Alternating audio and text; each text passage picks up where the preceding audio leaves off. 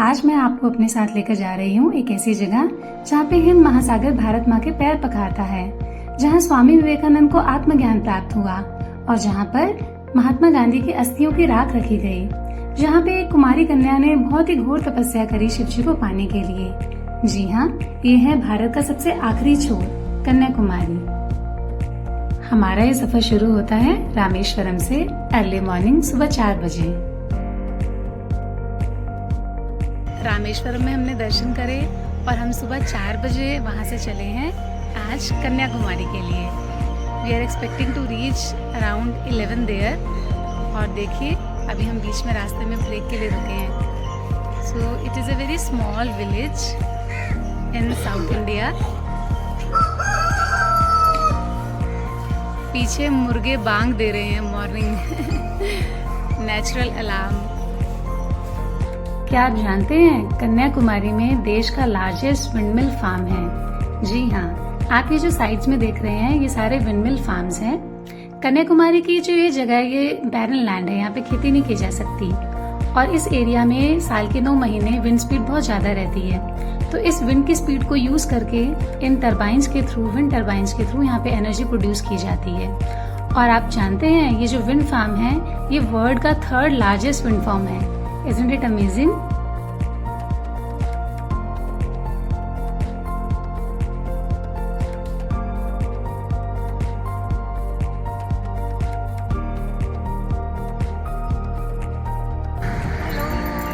So we are on the way to Kanyakumari and we are just 50 kilometers away and see the view, beautiful hills.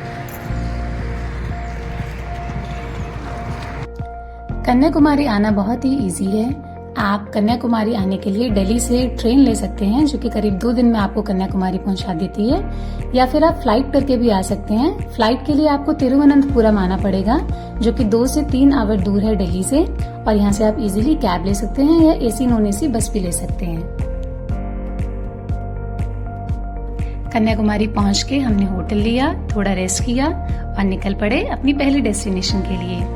पहली destination पहुंचकर हमने सबसे पहले की पेट पूजा और हमने यहाँ नोटिस किया कि यहाँ पर बहुत सारे वेज रेस्टोरेंट्स अवेलेबल हैं जहाँ पे आपको पंजाबी फूड भी मिल जाएगा।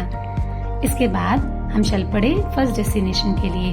तो जैसे ही हम पहुंचे तो हमने देखा कि यहाँ पे तो बहुत लंबी लाइन लगी हुई है और इस लाइन में टिकट मिलने पे करीब 3 से 4 घंटे हमें लग जाते। तो हमने स्पेशल लाइन ली, पर जब यहाँ स्पेशल लाइन में आए तो देखा यहाँ भी बहुत लंबी लाइन लगी है। तो इस स्पेशल लाइन में भी हमें कम से कम 1 घंटा लग गया वेट करने के लिए। पहले हम थोड़ी आगे आए, यहाँ के फेरी की वेट करी और फाइनली हमारी फेरी आई।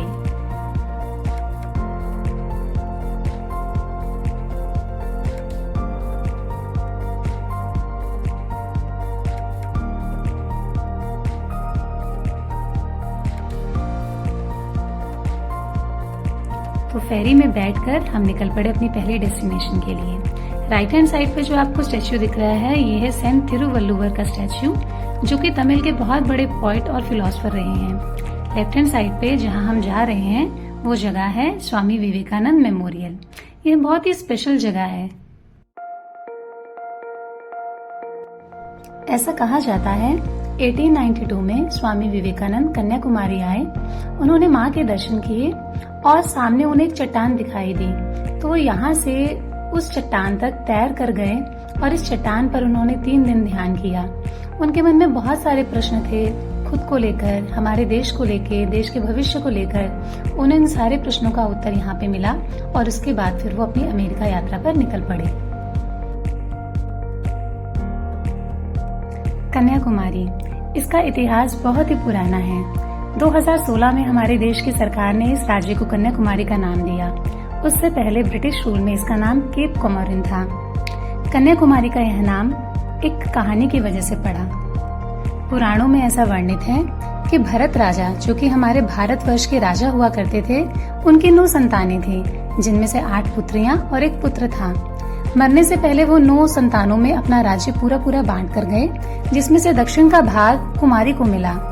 कुमारी शिवजी की बहुत बड़ी भक्त थी और शिव को पति रूप में पाना चाहती थी, तो उसके लिए उन्होंने तपस्या करी और उनसे वरदान पाया। शिवजी बारात लेकर कैलाश से निकले, पर वो बारात कभी भी कन्याकुमारी तक नहीं पहुंच पाई। इसके पीछे का कारण यह है, केवल कुमारी ही थी जिसके हाथों बानासुर का वध हो सकता था। बानासुर एक राक्षस था जिसे ब्रह्मा से यह वरदान प्राप्त था कि उसका वध एक कुमारी कन्या के हाथों ही होगा। इसी कारण की वजह से नारद मुनि ने शिवजी की कुमारी से विवाह नहीं होने दिया। विवाह ना हो पाने के कारण माता को बहुत दुख हुआ।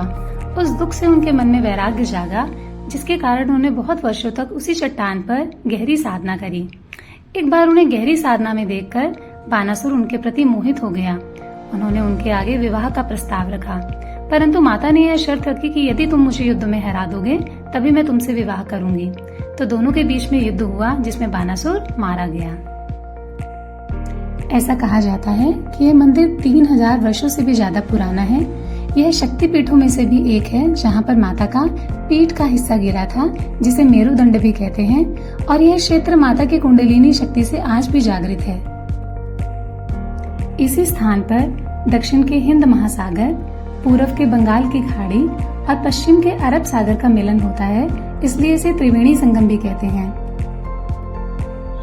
ऐसा माना जाता है यहाँ के जल में बहुत सी मेडिसिनल प्रॉपर्टीज हैं, जिसमें स्नान करने से आपकी फिजिकल प्रॉब्लम्स दूर होती हैं। तो यहाँ पर लोग माता के दर्शन करने से पहले स्नान करते हैं, डुबकी लगाते हैं और उसके बाद माँ के दर्शन करने के लिए जाते हैं।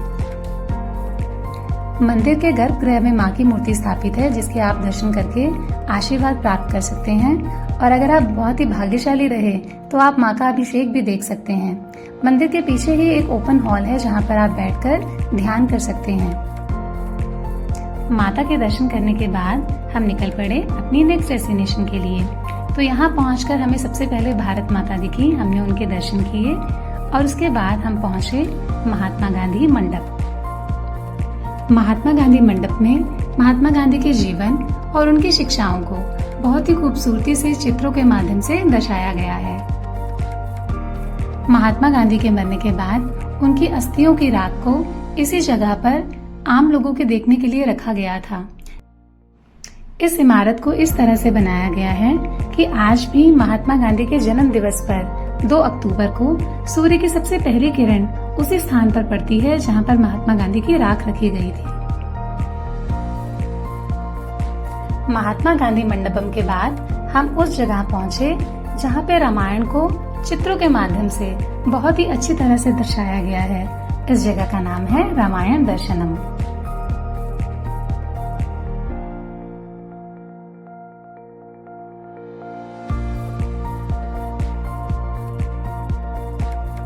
तो इस तरह से कन्याकुमारी का हमारा सफर यहीं पर खत्म होता है। हमारा सफर बहुत ही अच्छा रहा, पर कुछ जगहें हम यहाँ पे नहीं घूम पाए क्योंकि अगले दिन प्रधानमंत्री नरेंद्र मोदी ने यहाँ आना था, तो वो जगहें बंद थी। पर आप जब भी कन्याकुमारी आए, यहाँ का ताड़ गोला, इस ताड़ गोले का जूस जरूर ट्राई करें। और साथ ही साथ यहाँ का यह फेमस आटे का हलवा, जो कि हमारे आटे के हलवे से काफी डिफरेंट होता है। तो अब हम आपको मिलते हैं नेक्स्ट वीडियो में, जहाँ पे हम आपको लेके जाएंगे मदुरई के मीनाक्षी मंदिर और रामेश्वरम ज्योतिर्लिंग में। Bye bye.